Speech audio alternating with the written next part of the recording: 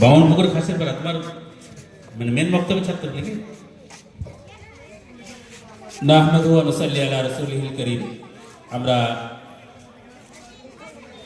মাগরিবের আসরের পর থেকে এ যাবৎ কোরআনের পাখিদের কাছ থেকে কোরআন তেলাওয়াত শুনলাম, সাথে সাথে নাতে রসুল, কিছু কুইজ। জাজ হিসাবে যেহেতু আমার নাম প্রস্তাব হয়েছিল, জাজ হিসাবে বসেছিলাম। কিছু কিছু বাচ্চা এত সুন্দর তেলাওয়াত করেছে, সাথে সাথে এত সুন্দর গজলও বলেছে যে নম্বর কার বেশি কোথা থেকে কাটবো খুঁজে পাচ্ছি না। যাক আলহামদুলিল্লাহ, ভালো তারা বক্তব্যে পড়াশোনা করেছে, সুন্দর ভাবে আমাদের সামনে তুলে ধরেছে। তাদের দীর্ঘ দিনের মেহনত আমরা দেখলাম, ফল কিছুক্ষণের মধ্যে প্রকাশ হবে। তা আমি দু একটি কথা আপনাদের সম্মুখে বলছি বক্তব্য সম্পর্কিত।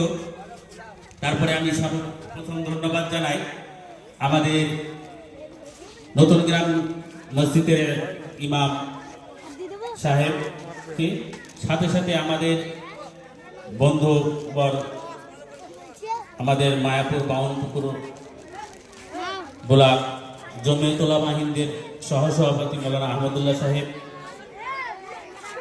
তারপরে আমার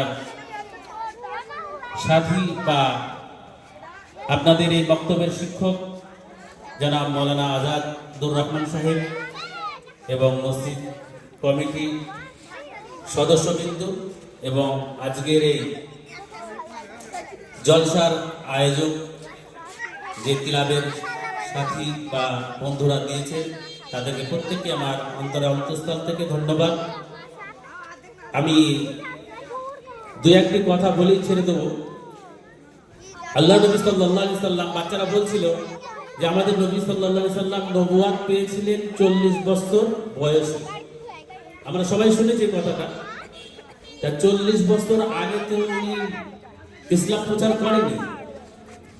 উনি দুনিয়ার বুকে বা আরবের বুকে মক্কা নগরীতে কেমন ভাবে চলাফেরা করেছে সেই সম্পর্কে দু একটি কথা। আল্লাহ নবী সাল্লাল্লাহু আলাইহি সাল্লাম যখন নবুয়ত পাননি, নিজের গ্রামে বা নিজের শহরে যখন চলাফেরা করতেন, একটি কিলাব তৈরি করেছিলেন।